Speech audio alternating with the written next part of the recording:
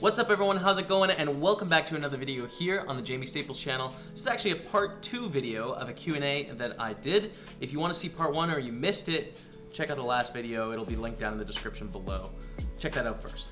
I sent out a tweet here. Let's scroll through some of the questions on this tweet. We have a question from Jonathan K. I Splash Cranberries. What's up, man? What's the biggest percentage of net worth that you've ever fired in an MTT/cash game? How did it go? Are you happy with your choice? PSPC, question mark? I think the biggest percentage was, so in a tournament, I would say like max of 5%. Like I usually sell action I used to sell action a lot to the bigger tournaments I played. So I would always have like a smaller piece of myself until I started to build a bit more of a role. So I think 5% has been about the max that I've invested in one tournament, which is still very aggressive, but my situation is different in that I have consistent income. So I know I have money coming from like PokerStars and from Twitch, and you know, like affiliate deals like Raise Your Edge, for example, every month. So that allows me to be a bit more aggressive than most people. But I think a 1/20th bankroll shot is justified in some situations, and I've taken that shot a few times. In a cash game though, so Poker Night in America, I played a cash game after the main event, I believe is when it was. It was a pretty sick game. It was supposed to be a Twitch game. So it had Jason Somerville, it had Elke, who streamed a lot at the time. It had myself, it had Scott Ball, who's the director of the poker listing. I forget who was in that game because there's a lot of new streamers now that weren't in there. But it ended up basically being like an old guard of poker with a few Twitch streamers thrown in. It was really weird. Because I showed up to the game and all of a sudden it had Daniel Negreanu and it had Antonio Esfandiari and Phil Locke and Phil Hellmuth and like all these crazy players. Jamie Kersetter was there, Maria Ho, Dan O'Brien. It was a wild game. So I played that game and I sold a bit of action, but it was a 5K buy-in and I planned to play with 3 bullets because I actually waited in Vegas for 4 days to play this game after the main event. On my own dime, by the way, in a game that theoretically I probably wasn't winning in. This was old days. I wouldn't take that deal anymore. But I did. So I planned to fire 3 5K bullets, which is a 15K buy-in. And I think at the time I had like, I don't know, like 70K or something. So that would have been about 20% of my roll. I don't know how much I sold, like 30% or something. But that was a lot, you know. It was definitely more than 1/10 of my roll. I was prepared to lose in that game. It was a situation where it was going to be a televised cash game that was put on TV, and it would grow my how much people know me a lot, you know, just put on CBS late, I think, or something like that. So it made sense to me, and I was also streaming at this time, so I knew I had more income coming in, but that would be the biggest cash game shot. And I'm happy I made the choice. I ended up winning 30K in the game, so that was pretty cool. Over 2 days, it ran very well. But even if I would have lost, I think that's the right decision, objectively, to play the game. So, oh, PSPC, yes, I will be playing the 25K in the Bahamas in 11 days from now. It starts. When this comes out, probably like 9 days, 8 days, I don't know. It's coming up. It'll be my biggest tournament ever. Barry Carter, do a Yorkshire accent is my question. Oh no, man. Right, I'm gonna do my best with a phrase, but I'm really terrible, so please don't make fun of me too much. A little bit. Right. Off tit shop. Grab coffee at Greg's. I don't know what's after that. I don't know what's after that. Right. They say that. Yorkshire. And then off tit shop. They skip T's. Like, all sorts of words are being skipped in Yorkshire. I don't understand it. Off tit shop. Up road. Yeah. Pop off to Greg's. Thank you, Barry, for embarrassing me in front of however many people watch this. Alias Tummy Tweet asks on Twitter, do you think HUDs should be banned on PokerStars as they give players an advantage not available to all? Remembering how other player is a skill, you need this and it should be done by a computer. You wouldn't have such an aid in live tournaments. Well, it feels like you're answering my question for me. Alias Tummy Tweet. I take a slightly different approach on this one. So heads-up displays, I'm not for or against. I can see the merits of having them and I can see the merits of not having them, but I do know that a lot of newer players to the game, or primarily live players, they see it and they're intimidated by it because it's just like, well, I don't know how to use this and it seems like it's unfair. So I get that.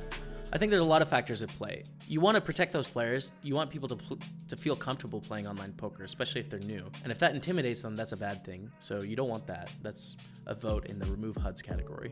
On the other side of it, HUDs add a layer of complexity and depth to the game that you don't have without them. So with a heads-up display, as you play hands and you gather hands in your own database, you start to get all sorts of information that you've gathered by playing that allows you to make interesting decisions and have more factors to think about. Adds a layer that wouldn't quite be the same without it, you know? So I like that, and I think it's interesting for regular players to have that information at their disposal. There's examples of very good players that don't use a HUD, right? That are very successful without one.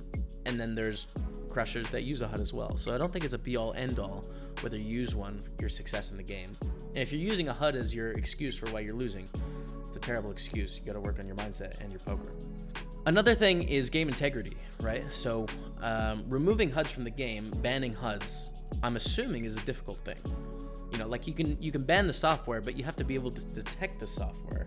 And what if cheaters are able to get around this rule by basically hiding it in the system where, you know, a poker site like PokerStars couldn't pick up on it? Well, if that's the case and we're making rules where cheaters can get around the rules, well then all of a sudden the cheaters have an advantage over the non-cheaters. And that's a problem, right? So game security is a big thing, and it's a difficult thing because coming up with rules where everyone's on an equal playing ground is the right move.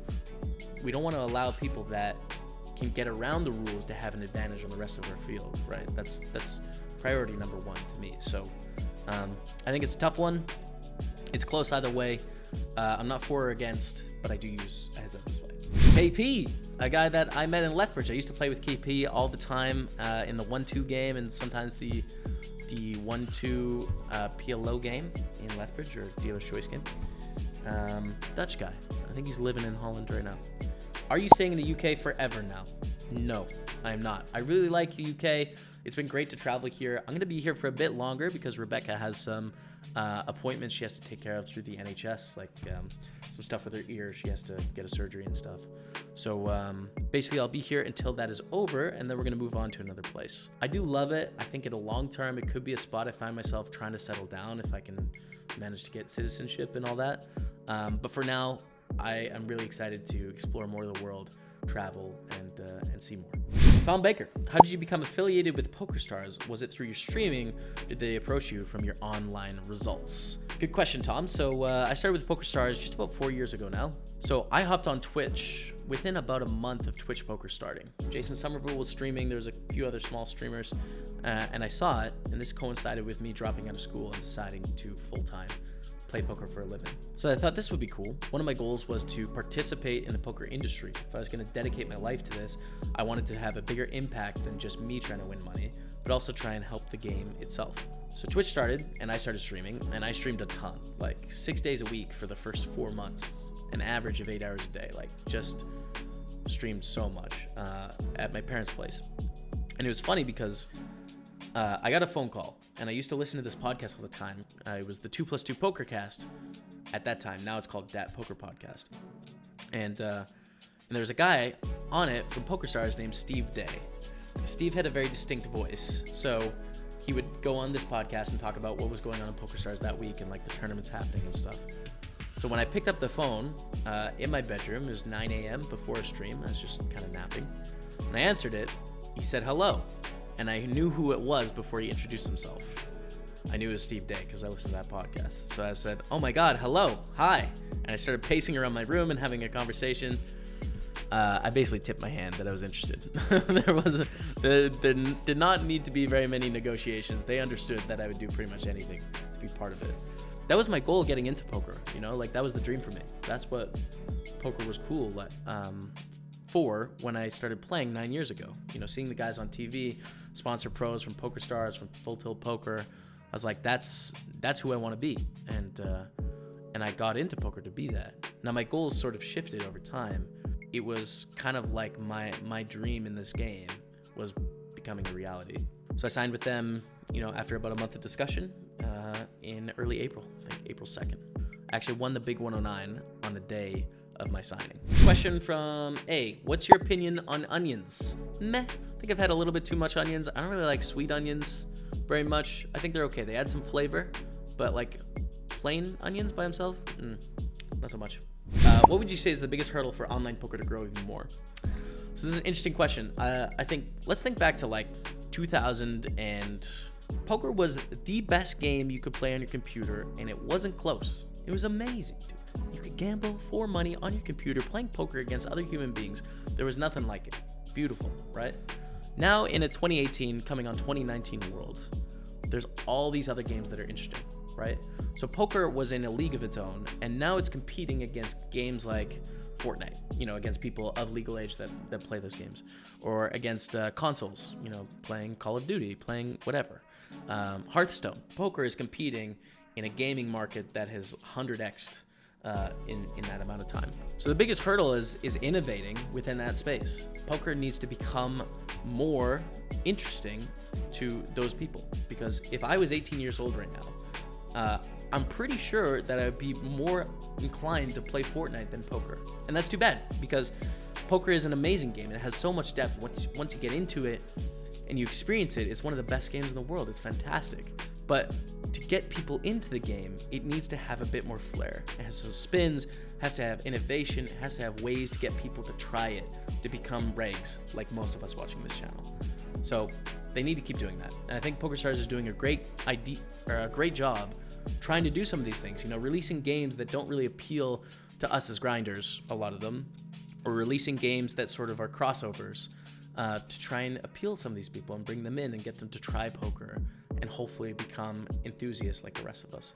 So I think that's the most important thing. And I'm hoping we see more companies, just other than the one I'm affiliated with, try these formats as well and try doing these things and innovating, because I think it's really important if we want this game to stay strong over the long run. Is there a traditional Boxing Day drink? I haven't had any drinks today. If I would choose, it'd probably be a gin tonic. That's my go-to drink. I love gin tonic, or wine. That's my take. Would you change your life to something you never did before? From Gustavo. No. This is my dream. This is it. Like this is the absolute ideal life I pictured for myself 9 years ago, is what I'm doing now. I'm super lucky. When I was a kid, I wanted to be a professional golfer, but golf and poker in my mind, I've given up on the golf dream for sure. Poker is equal to that in my mind. So I just one of those rare lucky people where I found something I really liked and everything lined up perfectly to where I actually get to live that. So when are you coming to Manchester for a mug? What's a mug? I think it means like a drink. Well, we don't know. We don't know that, Brando. It might not be a drink. Maybe it's a food. Mug Manchester. Bikar, what's a mug? What's a mug? If you invite someone over for a mug. Oh. When are you coming to Manchester for a mug? Can help arrange. That makes sense. How did you decipher that? Is that an English thing? When do we come to Manchester for a meetup game? Don't know, but there's always potential. Maybe in the new year after Bahamas. We'll see. Lucas. Hey, Jaime, are you still going to complete for 10% body fat challenge, or is the bet basically forfeited? It's not officially forfeited, but I don't look great. It hasn't been very successful on my end, so we're not in a great place. We'll leave it there. We're in a good place in life, but we're not looking good for this bet. What do you think of Northern England? It's beautiful. It's amazing, man. The people are really friendly. The culture is great and very connected, and like people are social and fun. And yeah, I love it. I think it's a great spot to be. I am missing like a big city vibe, so I'm excited for that. But in general, loved my whole time here. Okay, we have 2 more questions. Stian, TP. On the bubble in a $55 tournament, 9 people table. Crazy player goes all in for 35 big blinds out of the gun. Okay, that's a lot of big blinds. Unknown player calls for 8 big blinds. You're under the gun plus 4, so middle position or hijack. With ace king and 40 big blinds. Call, question mark? I did, lost to a crazy player with ace 5 who flops up 5. Well, if you had a read on this crazy player and you know that he could shove a hand like ace 5, then you definitely got to call your ace king. Like, think about it. The 8 big blind stack that called behind, you don't really have to consider them too much. Like, they probably have a pretty strong hand, but you have ace king and you're playing a massive side pot against the person with 35 big blinds. So if they're shoving a hand like ace 5, it's a no-brainer. I get these sort of questions a lot where you kind of probably know in your heart you did the right thing, but the results worked out wrong, so you start to question yourself. Question yourself, but just know that results don't correlate to decisions equally in this game, right? So keep doing what you're doing. Unlucky. Hello, Jamie Staples. Merry Christmas and respect for your so far career path, first of all. Be interesting how long into the future you look planned with regards to financial health and security, e.g. do you already put fractions of your earnings towards retirement? Question mark. It's a tough one. For me personally, I take a pretty aggressive approach to expanding my business. So I don't invest too much more into poker. I sort of play at a level or just above a level where I'm good enough to play at. And I'm sort of content there until I have a lot of success and am able to move up. But I invest a lot of my income into expanding. So for example, hiring Brando to come around the world and vlog for us is money that could be in a retirement fund. But being aggressive in that, I hope to continue to grow and sustain my career as a poker content creator.